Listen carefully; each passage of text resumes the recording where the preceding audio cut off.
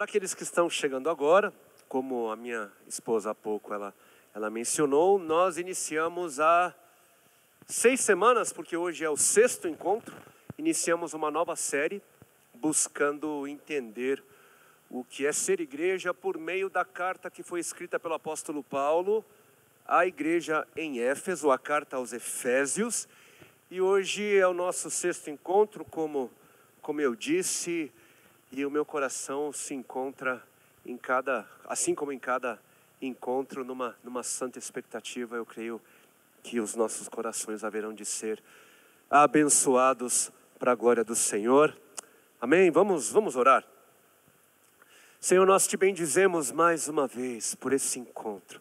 Te bendizemos, Senhor, pelo privilégio, Senhor, de sermos igreja.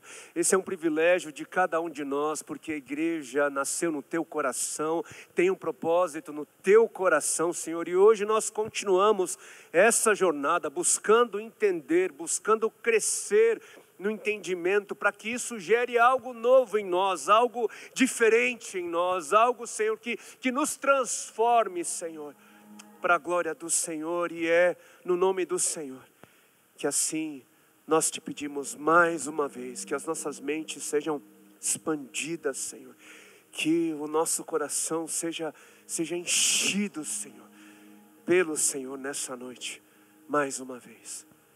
Amém, amém, amém. Acesse comigo, por favor, o texto no capítulo 3.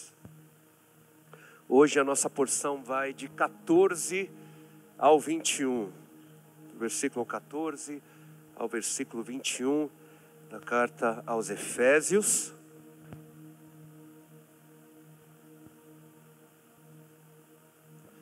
E no capítulo 3, a partir do versículo 14, assim nós lemos: Por essa razão, ajoelho-me diante do Pai, do qual recebe o nome toda a família nos céus e na terra.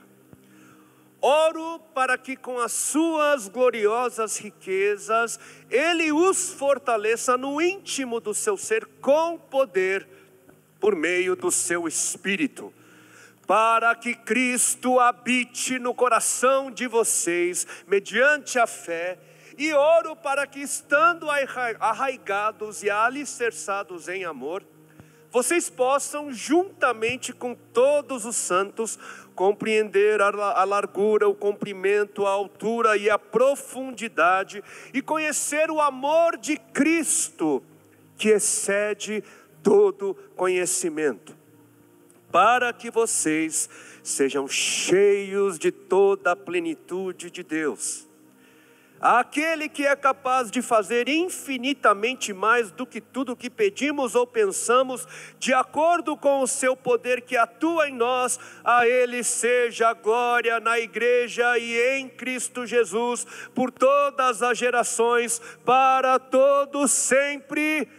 Amém, amém, amém, aleluia. No nosso primeiro encontro nessa série de mensagens sobre a carta aos Efésios, foi dito que é possível dividir essa carta em 2 partes, em 2 etapas. Na primeira parte, do capítulo 1 ao 3, nós encontramos o Evangelho, nós encontramos as boas notícias da graça de Deus, os indicativos da graça.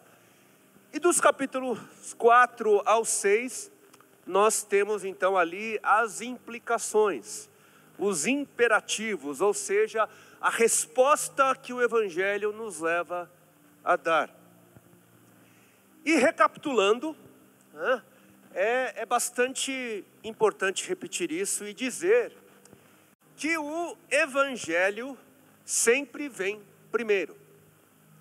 O Evangelho vem antes dos imperativos. Antes, o Evangelho, que é o Evangelho da graça de Deus, primeiro precisa ser experimentado antes das exigências da ética. É sempre graça primeiro e depois os imperativos. Salvação pela graça primeiro, e depois a gente fala do modo certo de se viver. Por isso, é bom a gente não esperar que uma pessoa corresponda aos imperativos do Evangelho, sem antes essa pessoa ter sido alcançada pelo Evangelho da graça. É bom a gente não esperar, é bom você não esperar, é bom você não exigir atitudes cristãs de quem ainda não entendeu, não compreendeu o Evangelho da graça. E se você já foi alcançado pelo Evangelho da graça, então ame. Ame e manifeste a mesma graça que te alcançou antes de cobrar os imperativos do Evangelho. Amém? Não somos chamados para ser um povo legalista. É graça primeiro, né? Primeiro nós somos salvos, e uma vez salvos, uma vez transformados em novas criaturas, então nós somos capazes a corresponder aos imperativos, e entendendo isso, então, a sua vida e a vida das pessoas ao seu redor vai ser mais cheio de graça. Amém? E o texto de hoje, dos versículos 14 ao 21, esse texto é o último trecho do capítulo 3, antes da inauguração, né, no capítulo 4, da parte dos imperativos. Isso nós vamos começar a tratar a partir da semana que vem. Vem muita coisa boa pela frente, aleluia. E o apóstolo Paulo, que foi o autor da carta, finalizando a primeira parte dos indicativos da graça, né? E antes de ser levado a escrever sobre os imperativos, o apóstolo Paulo, inspirado pelo Espírito Santo, ele decide mais uma vez orar. De novo, antes de falar das consequências da graça, ele ora. E ora de novo. A primeira oração aconteceu ali no capítulo 1, dos versículos 15 a 23, e agora do 14 ao 21. Essa pequena, mas densa carta, é pequena, né? São só 6 capítulos, mas é densa, como a gente tem visto, são muitos ensinamentos compactados, é muita profundidade em poucas palavras, né? Você percebe então muita intencionalidade em tudo que está sendo escrito, muita intencionalidade. Nada do que o apóstolo Paulo escreve é à toa, nada do que o Espírito Santo inspira a escrever é à toa. E ainda mais que naquela época não existiam os recursos que nós temos hoje. Por exemplo, papel, né? Papel como a gente tem hoje, de forma barata e largamente, né, distribuída, presente nas papelarias. Mas há 2000 anos não existia isso, né? Há 2000 anos, né, naqueles dias, onde é que as pessoas que podiam escrever, escreviam? Em papiros. E papiros e tintas naquela época não eram itens baratos, né? E muitas vezes faltavam no mercado. Não havia larga produção como a gente tem hoje, né? E por isso, esse negócio de encher de linguiça não existe. É tudo muito intencional e é tudo muito precioso. Se foi escrito, se foi registrado, é porque precisava estar. E dito isso, algo importante nós notarmos é que Paulo, ele gasta o espaço de praticamente um capítulo ou mais orando. praticamente 1/6 da carta aos Efésios é uma oração, ou pedidos de oração, como nós vamos ver também ali no capítulo 6. E em se tratando do apóstolo Paulo, a gente precisa prestar atenção, não só no conteúdo, né, que foi escrito, mas também na forma, em como esse conteúdo, né, foi registrado. A forma como esse conteúdo foi escrito, e no caso de hoje, é na forma de uma oração. Existe uma ênfase na oração na carta aos Efésios. Isso fica muito claro só olhando a quantidade gasta de espaço no papiro. E nesse conteúdo, em forma de oração, o Espírito Santo nos revela por meio do seu mensageiro que a oração é algo vital, é algo de suma importância. Por conta do conteúdo dessa oração, a gente percebe que nada é mais urgente, nada é de maior valor do que a oração. Que tão importante quanto o ensino é a prática da oração. Sim, nós precisamos do ensino, nós precisamos das doutrinas, do conhecimento, precisamos entender o que é que significa ter fé, a fé em Cristo Jesus. E a carta aos Efésios traz muito disso, traz muitos ensinos, revela muito conhecimento sobre as verdades de Cristo, mas conhecimento apenas não é o suficiente. Encher as nossas mentes de verdades não é o bastante, se essas verdades não forem acompanhadas, não forem regadas de oração. A oração é tão essencial quanto é o conhecimento, caminham juntos. E o que nós vamos perceber até aqui é que o conhecimento de Deus nos leva à oração, e a oração nos leva ao conhecimento de Deus. A oração nos leva a uma profundidade maior no conhecimento de Deus. Versículo 14: por essa razão, escreveu o apóstolo Paulo, por essa razão me coloco de joelhos. Mas por qual razão? Pela razão, né, que foi descrita, que foi escrito nos primeiros capítulos. Ou seja, por tudo aquilo que eu passei a conhecer em Deus, eu me coloco de joelhos. Por quê? Porque esse conhecimento que é o evangelho da graça, esse conhecimento me coloca de joelhos. E de joelhos por quê? Porque tem algo muito maior em jogo. De joelhos, porque no entendimento do evangelho existe um anelo ainda maior, uma urgência, uma necessidade ainda maior.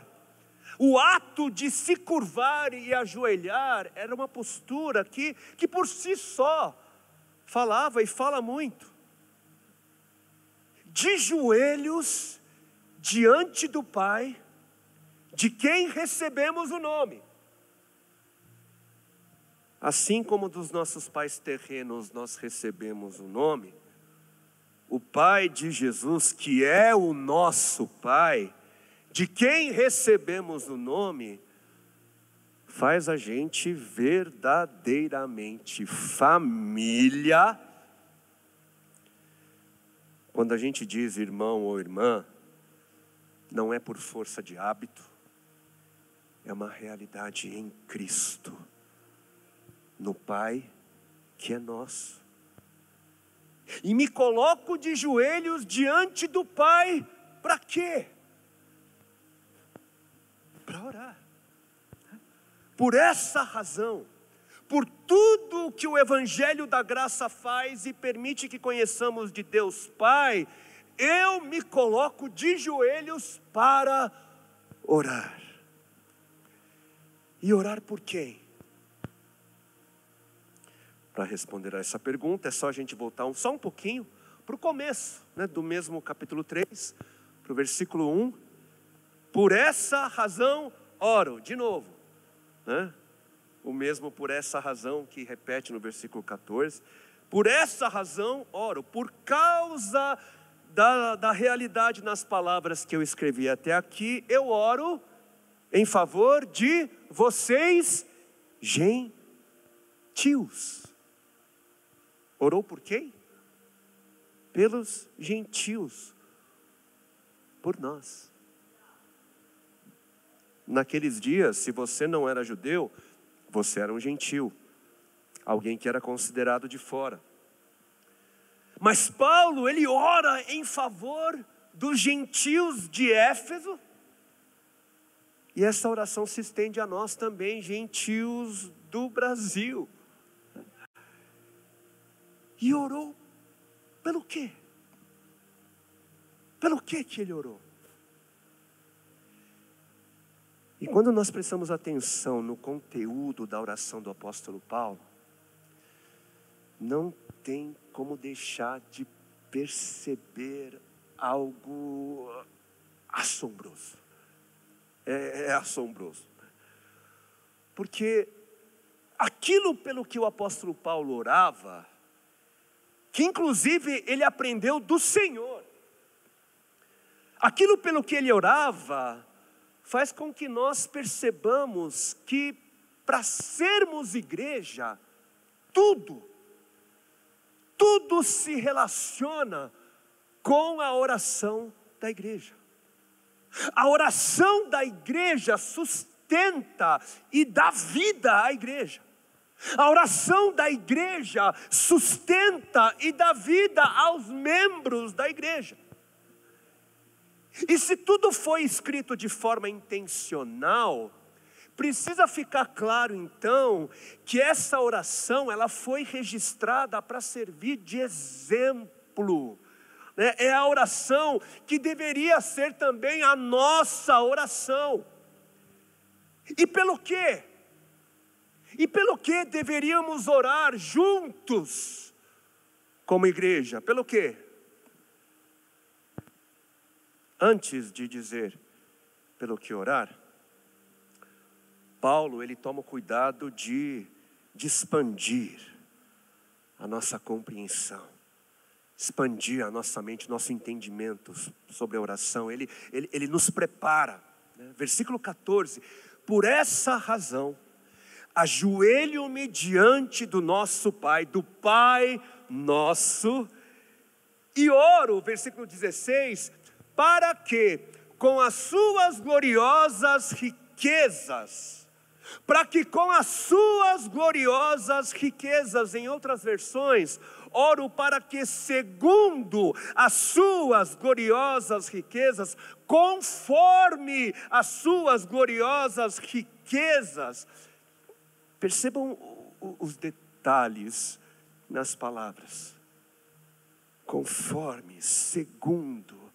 Imaginem um filho ou uma filha do homem mais rico do mundo. Imaginem, dizem que circulando existe cerca de 40 trilhões de dólares, circulando pelo mundo, e ainda mais de 1 quatrilhão, de dólares, investidos, que não circulam. E se o homem mais rico do mundo então tivesse,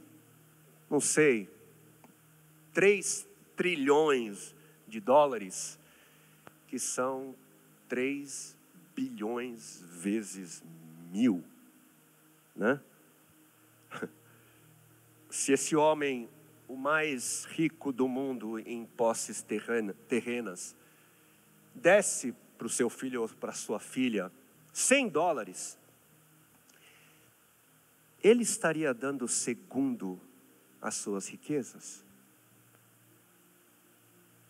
esse homem estaria dando conforme as suas riquezas? Não, se fosse só $100 dos 3 trilhões, esse homem não estaria dando conforme, mas estaria dando da sua riqueza e não com a sua riqueza, não segundo, não conforme a sua riqueza. Para o homem mais rico do mundo dar algo que pudesse ser dito, que ele deu conforme, que ele deu segundo a sua riqueza, seria quanto? 1 bilhão? 100 bilhões? 1 trilhão? Eu acho que é por aí. Eu não sou o homem mais rico do mundo, mas eu faço segundo o que eu posso para os meus filhos. E eu imagino que o homem mais rico do mundo, que amasse os seus filhos, também faria conforme fosse capaz de fazer. É assim que funciona, não é? Filhos que são amados recebem do melhor que os seus pais têm condições para oferecer. Agora imaginem o nosso Deus e nosso Pai.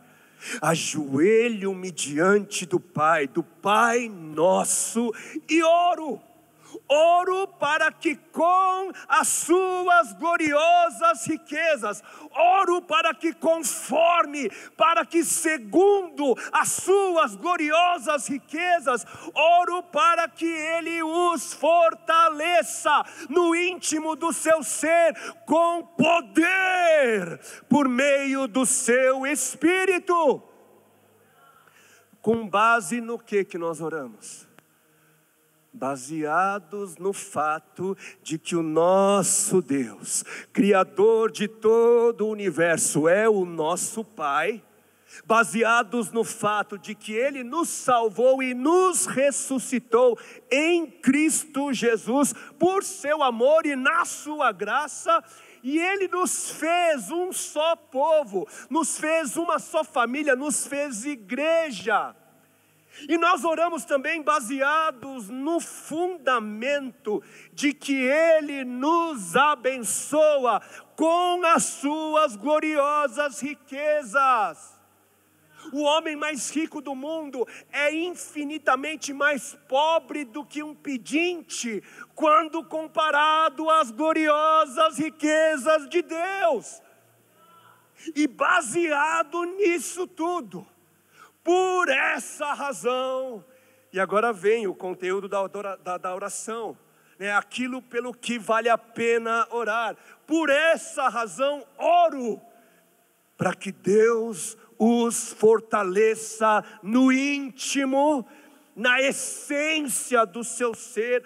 Oro para que vocês sejam a nova criatura, feita para as boas obras, no poder do Espírito Santo. E o poder do Espírito Santo, o poder do Espírito Santo faz parte das gloriosas riquezas de Deus. O poder do Espírito Santo que fez Jesus ressuscitar dentre os mortos, e do nada, do vazio, Ele fez criar todo o universo, fez vir à existência todo o universo. É esse mesmo poder que nos é disponível para sermos fortalecidos.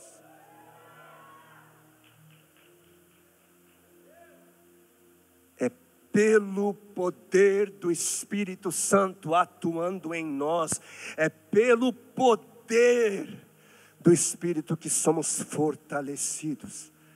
É por esse poder que somos transformados no íntimo do nosso ser, no nosso caráter. É no poder extraordinário e sem limites do Espírito Santo que somos transformados de glória em glória. Sejamos uma igreja que ora por isso, pelo poder do Espírito Santo atuando em nós. Por isso vale a pena orar. Essa oração vale a pena fazer pela presença do Espírito Santo em nós. Precisamos orar, precisamos orar. Palavras do Senhor Jesus: ora, se vocês que são maus sabem dar coisas boas aos seus filhos, quanto mais o Pai Celestial dará o Espírito Santo aos que lhe pedirem. Lucas 11, 13, onde estão? Onde estão? Onde estão aqueles que clamam pelo Espírito? Onde estão aqueles que clamam pelo seu poder? Onde estão aqueles que creem no poder do Espírito Santo? Para que sejamos fortalecidos como igreja, cheia do Espírito Santo. Que Ele nos fortaleça, que Ele nos fortaleça. Porque uma vez fortalecidos no poder do Espírito Santo, Cristo permanece habitando no coração da igreja. E logo mais nós vamos falar um pouquinho mais sobre essa realidade de Cristo habitando em nós. E pelo que mais? Pelo que mais vale a pena orar como igreja? Versículo 17, segunda parte. E oro para que, estando arraigados e alicerçados em amor, vocês possam, juntamente com todos os santos, compreender a largura, o comprimento, a altura e a profundidade, e conhecer o amor de Cristo que excede todo conhecimento, para que vocês sejam cheios de toda a plenitude de Deus. Estando arraigados, enraizados e alicerçados no amor. Isso não é um pedido, é uma declaração dos fatos. A oração não é para que sejamos enraizados e alicerçados no amor, porque em Cristo nós já estamos. O amor é o chão, né? O amor é o fundamento, é a base de tudo o que Deus já fez por meio de Cristo Jesus. E depois dessa afirmação, então, a oração para que vocês possam compreender a largura, o comprimento, a altura e a profundidade do quê? Desse amor, onde já estamos plantados, né? E que é o alicerce que nos mantém de pé. E de novo, mais uma vez, como nós temos dito desde o primeiro dia dessa série sobre a carta aos Efésios, Efésios é o tratado sobre a igreja de Cristo. E mais uma vez nós vamos nos lembrar de Efésios 1, 22, onde está escrito que Deus sujeitou todas as coisas debaixo dos pés de Cristo, e para ser o cabeça sobre todas as coisas, o deu à igreja, a qual é o seu corpo. Deu à igreja a plenitude daquele que a tudo enche em todas as coisas. Deu da plenitude, Deus deu, entregou da plenitude daquele que a tudo enche para quem? Para a igreja. A igreja, o corpo de Cristo, a família de Cristo, é a intermediadora de toda a plenitude daquele que enche todas as coisas. Acesso à plenitude de Deus é por meio da igreja. E só se faz parte da igreja de Cristo fazendo parte da igreja local, de um povo com quem você pode conviver, com quem você pode se encontrar, compartilhar da vida. E de novo nós percebemos a ênfase, a importância de se viver em comunidade, de se fazer parte, de ser envolvido. Oro para que, estando arraigados e alicerçados em amor, vocês possam juntamente possam juntamente com quem? Com todos os santos, para compreender a largura, a altura, o comprimento e profundidade do amor de Cristo, é somente no convívio com os santos. Santos no sentido de pessoas salvas, né? De pessoas separadas para Deus. É no convívio com os santos, é no convívio com os irmãos que passamos a compreender a dimensão do amor de Deus, a altura, a largura, a profundidade. E ao contrário de muita coisa que é dita lá fora, não existe isso de conhecer a Jesus sozinho. Porque tem gente que diz que a igreja é irrelevante, é sem importância para a vida delas. Eu não preciso da igreja. Eu e Deus somos assim, unha em carne, né? Ele é meu parça. Eu não preciso da igreja. Eu estou legal assim. E os que pensam assim, eles precisam urgentemente avaliar. E eu digo isso com carinho. É bom avaliar se o Deus com quem eles dizem estar se relacionando é o mesmo Jesus revelado nas Escrituras. Porque se o Jesus com quem você diz estar se relacionando não é o mesmo Jesus descrito na Bíblia, esse Jesus é um ídolo. Porque segundo a Bíblia, seria um Deus criado, né? Esse Jesus não conforme a Bíblia, seria um Deus criado conforme os pensamentos e conveniências humanas. Se não é o mesmo Jesus revelado na Bíblia, então é um falso Deus segundo a imagem e semelhança dos homens, e não o contrário. E não existe vida nesse falso Jesus.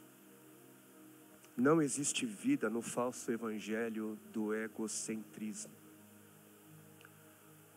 Como o pastor Bernardo muito bem colocou na semana passada, esse discurso de pessoas dizendo que não se reúnem como igreja, eu não vou para a igreja, eu não preciso da igreja porque eu sou a igreja, eu sou o templo do Espírito Santo, Deus mora em mim. Isso é um engano. Ninguém é a igreja, porque a igreja somos nós. Inclusive o significado de igreja é, né, a palavra é eclésia no grego, que significa o quê? É ajuntamento, é encontro, é assembleia. E a Bíblia declara: vocês são o templo do Espírito Santo e não você. A igreja, o corpo de Cristo é o templo do Espírito Santo. Se a igreja é só você, quer dizer que a plenitude daquele que enche todas as coisas se encontra toda em você. Uau! Você é Jesus? Deixa eu me curvar.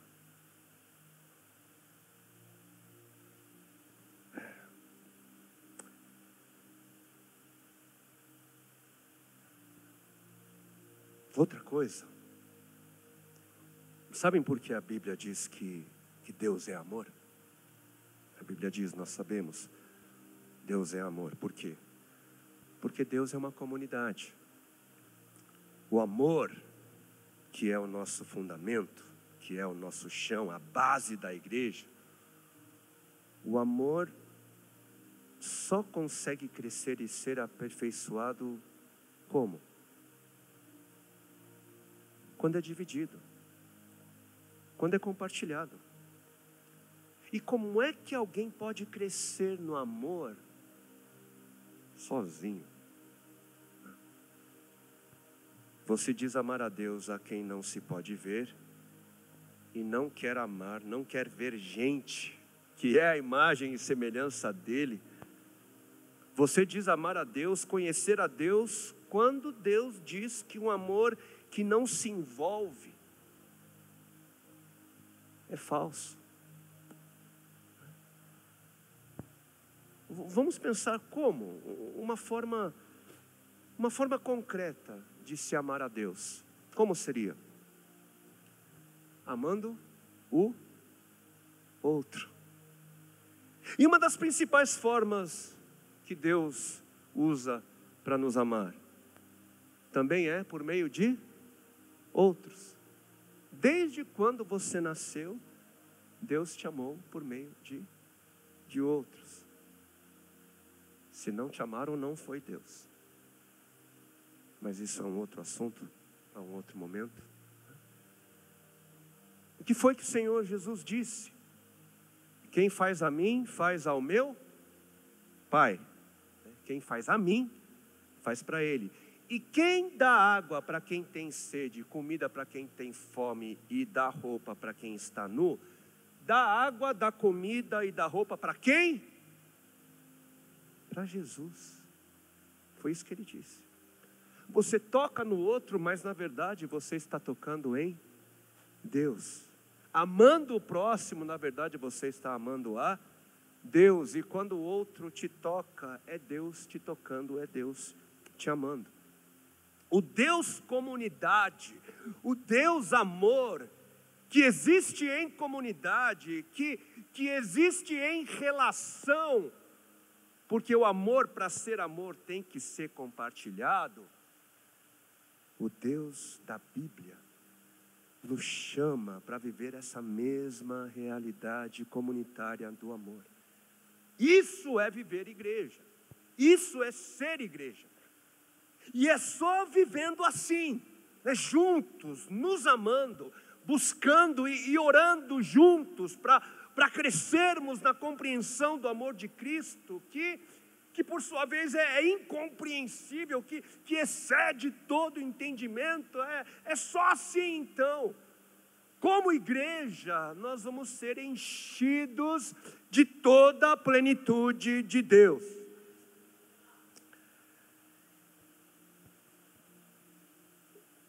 Queridos, tudo isso é muita coisa.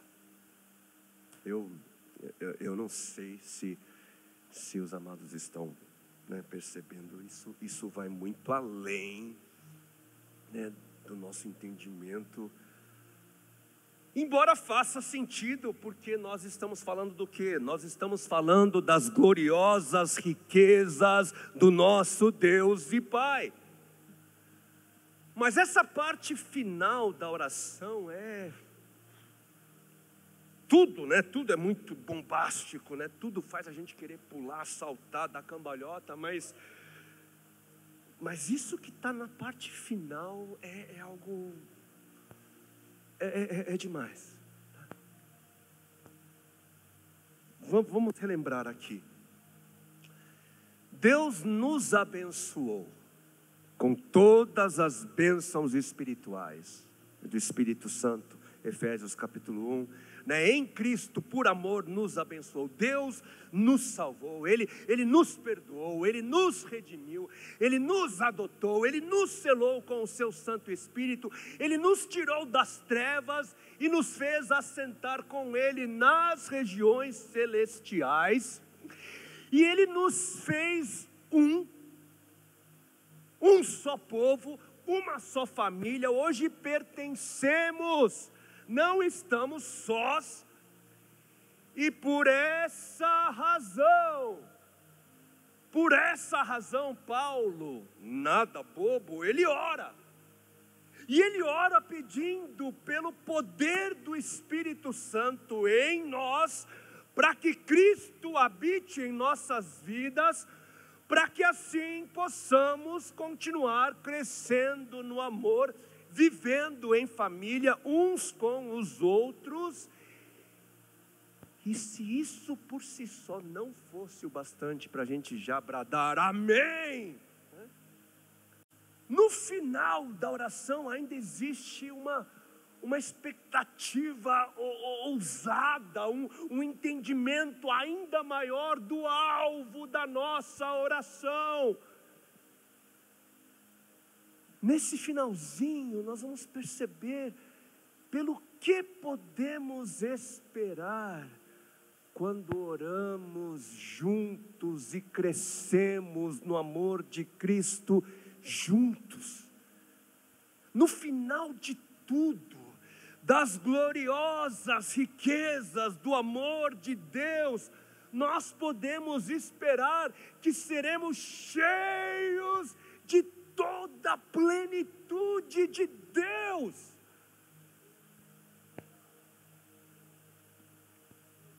Eu acho que muita gente aqui não entendeu, eu sei. É demais para a nossa cabeça, é demais, né? E de tão absurdo, a gente vai perceber que só escrevendo do jeito que foi escrito, que a gente consegue ter um pouco mais de noção. Sermos cheios da plenitude de Deus já seria bombástico, né? Uau, cheios da plenitude de Deus, mas isso é tão bombástico que tem que ser dito de forma diferente. Paulo escreve, inspirado, cheios de toda plenitude de Deus. Toda plenitude de Deus. Na oração pela igreja, o apóstolo Paulo, ele nos leva a esperar que os nossos corações, que as nossas vidas sejam tão cheias, que a medida, que a porção que deve ser esperada é a mesma medida de toda a plenitude de Deus. Eu sei, é difícil, é bombástico isso, né? Porque o que seria toda a plenitude de Deus? Toda a plenitude de Deus é a tentativa de expressar por meio de palavras aquilo que é indizível, aquilo que excede todo o entendimento humano. Porque toda a plenitude de Deus é a soma total de tudo o que pode se dizer a respeito de Deus. Toda a plenitude de Deus é a totalidade do poder de Deus, mais a totalidade da sabedoria de Deus, mais a totalidade da graça de Deus, mais a totalidade da justiça, a totalidade da compaixão, mais a totalidade do amor, da bondade, da santidade, da autoridade, da glória, da majestade, da verdade, beleza, eternidade. Toda a plenitude de Deus diz respeito a tudo o que faz Deus ser Deus. O quê? Não sei explicar. Vou deixar para o Espírito Santo. Com todo respeito, isso é problema dele, né? Eu só estou lendo o que está escrito. Toda plenitude de Deus em nós é o que se busca nessa oração pela igreja. Esse é o nosso alvo. Essa é a nossa meta, é esse o propósito de sermos igreja, sermos cheios, sermos enchidos. É no passivo, não é a gente que se enche, é Ele, faz parte da obra dele, sermos enchidos por toda a plenitude de Deus. Por isso, queridos, não podemos nos distrair, não podemos aceitar menos do que isso. Se não estamos percebendo isso, se não estamos vivendo toda a plenitude de Deus em nós, essa é a oração que nós devemos insistir em fazer como igreja, como família. sermos cheios de toda a plenitude de Deus. Esse é o nosso alvo, é isso que nós podemos esperar. Uma igreja cheia de tudo o que diz respeito a Deus plenamente.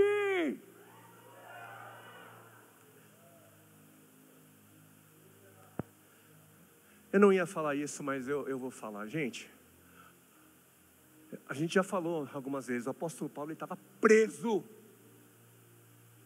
estava privado de liberdade, por um poder maligno, uma potestade inimiga de Deus. Você vê alguma vez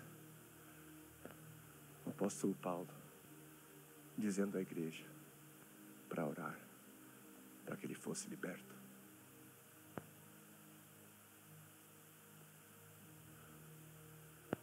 Onde é que estava a urgência?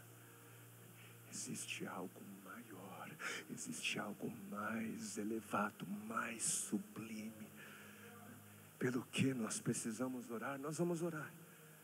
Nós precisamos orar, precisamos fazer dessa oração a nossa oração. Nós vamos orar hoje à noite, porque aqui nós encontramos a vontade de Deus para nós. Deus quer fazer morada em nós, Ele quer se manifestar em nós de forma plena. Mas se isso é da vontade de Deus, para que orar? Ele não é Deus? Ele não é o Todo-Poderoso? Para que orar para que a sua vontade seja feita? A gente não vai estar perdendo tempo. Se Ele quer, Ele faz. Isso também é uma fala enganosa. E na verdade, conhecer a vontade de Deus deveria nos leva para uma atitude oposta a essa. Porque todos os santos oraram. Os homens e as mulheres de Deus de todos os tempos foram pessoas de oração. O homem Jesus orava, continuamente. O apóstolo Paulo orava sem cessar. Porque todos entenderam, todo mundo entendeu que Deus escolheu se mover entre os homens por meio das orações. No que diz respeito ao nosso mundo, desde o princípio, lá no Jardim do Éden, o que Deus estabeleceu com a humanidade foi uma parceria. É um cooperando com o outro. E no mundo, nós somos os seus representantes. A Bíblia nos chama de embaixadores. E como embaixadores, como representantes, somos os agentes que cooperam para que a vontade do Senhor seja feita. E como? Uma das formas é orando. Porque a Bíblia diz que Deus responde somente às orações que são segundo a sua vontade. E se formos orar então, a oração que deve ser feita é uma oração que é de acordo com a vontade de Deus. Se uma oração é feita, que ela seja segundo a sua vontade. 1 João capítulo 5, versículo 14, esta é a confiança que temos ao nos aproximarmos de Deus. Se pedirmos alguma coisa de acordo com a vontade de Deus, Ele nos ouvirá. Nós oramos porque o Pai responde orações que são segundo a sua vontade, e Ele deseja fazer sobre as nossas vidas conforme a nossa fé em oração.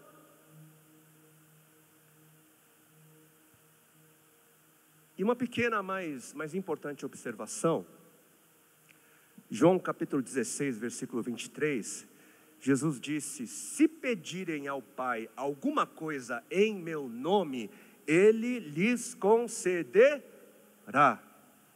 João 14, 30, e tudo quanto pedirdes em meu nome será feito.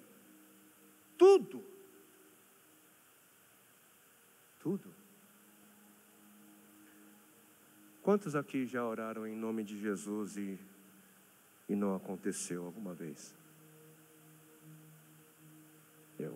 Eu acho que todo mundo. Por quê? Jesus mentiu?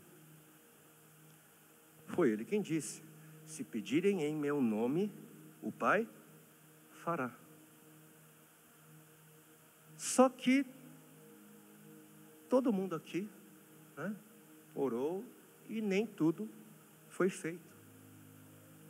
A Bíblia mentiu? Qual que é o problema aqui? Seria a resposta dessa pergunta: o que seria orar em nome de Jesus? Porque muita gente pensa que orar em nome de Jesus é como a assinatura de Jesus em um cheque em branco. E aí você coloca o que quer, né, nesse cheque. Como quem diz palavras mágicas, né, em nome de Jesus. Isso é um engano muito sério. Porque o em nome de Jesus não é um abracadabra versão gospel. Orar em nome de Jesus, como representantes de Jesus, é orar como Jesus oraria. Orar em nome de Jesus é orar conforme Jesus oraria. Ou seja, é orar conforme a vontade de Jesus. E sendo Jesus Deus, orar em nome de Jesus é orar segundo a vontade de Deus.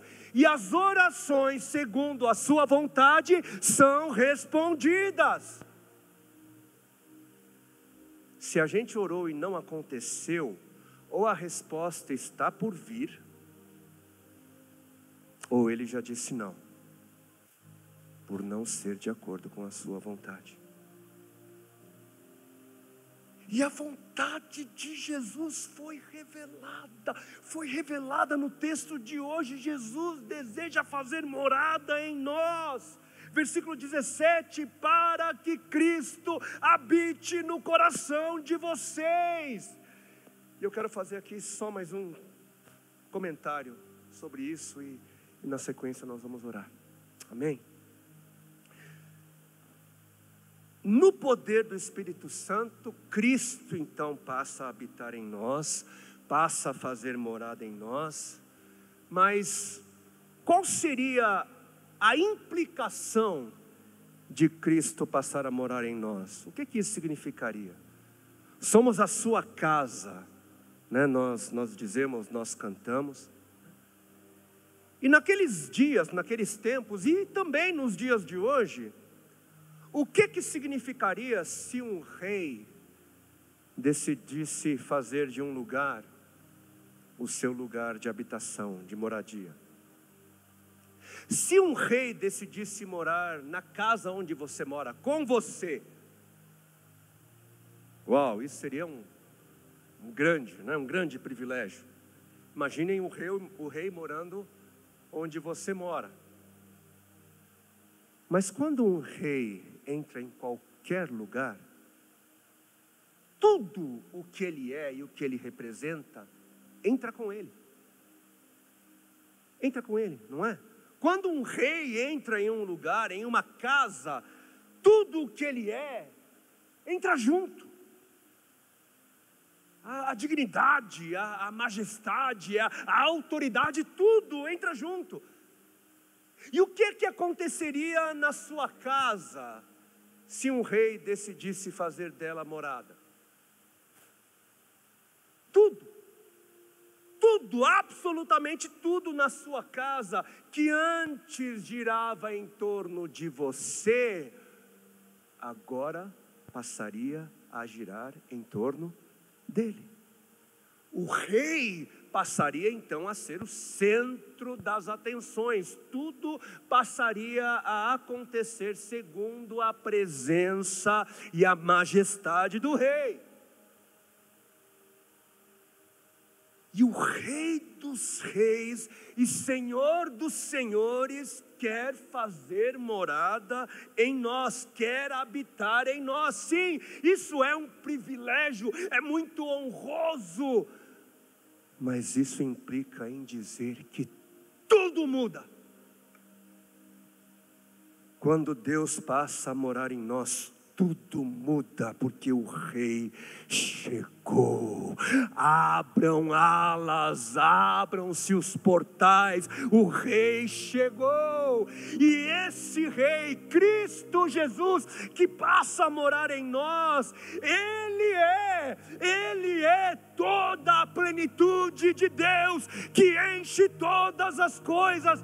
Ele é toda a plenitude de Deus em nós, na sua igreja. Então oremos por sua vontade, oremos pelo poder do Espírito Santo em nós, oremos para que juntos possamos conhecer toda a dimensão do amor de Deus, que é o nosso fundamento, a nossa razão de ser. Oremos para que, conhecendo esse amor que excede todo entendimento, sejamos cheios de toda a plenitude de Deus. Oremos, porque é isso que Deus quer. Oremos, essa é a sua vontade. Oremos, porque Deus é capaz de fazer. Vamos nos colocar de pé.